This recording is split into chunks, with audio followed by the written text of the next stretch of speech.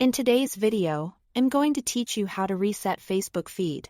If your feed feels cluttered with unhelpful or low-quality posts, we will walk through a clean, simple way to retrain what you see by adjusting content preferences. Cleaning up your past interactions and tuning out posts you don't want. Start by opening Facebook and tapping the horizontal lines at the top left to open the main menu. From there, go to Settings and Privacy. Then select Settings. This is where you control how Facebook shapes what shows up for you. Inside Settings, look for Content Preferences. Open that, and take a moment to review the options. Here you can manage how sensitive content shows up, and you will see a Reduce or Show Less option. Turn this on for content you find annoying, repetitive, or low quality. This signals to Facebook that you want to see fewer of those types of posts, without blocking anything outright. Give your choices a moment to sink in.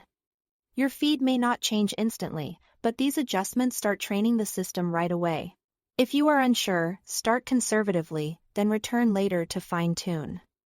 Next, while you are still in Settings, scroll down and open the Active Log. Think of this as your personal history of likes, reactions, and comments. Your past activity influences what Facebook thinks you care about, so tidying it up can make a big difference. Review your interactions and delete the ones that no longer reflect your interests. For example, remove old likes on topics you don't want more of, or comments on posts that attracted a lot of similar content you'd rather avoid. Be thoughtful here, deletions help reset the algorithm's signals. But they're meant to be selective and are not easily undone. The goal isn't to erase everything, just to reduce the weight of interactions you don't want guiding your feed. Finally, refine what appears going forward.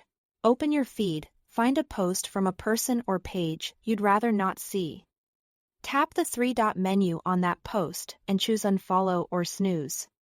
Unfollow hides posts from that source without unfriending or unliking, which is ideal for a long-term cleanup. Snooze is a temporary break.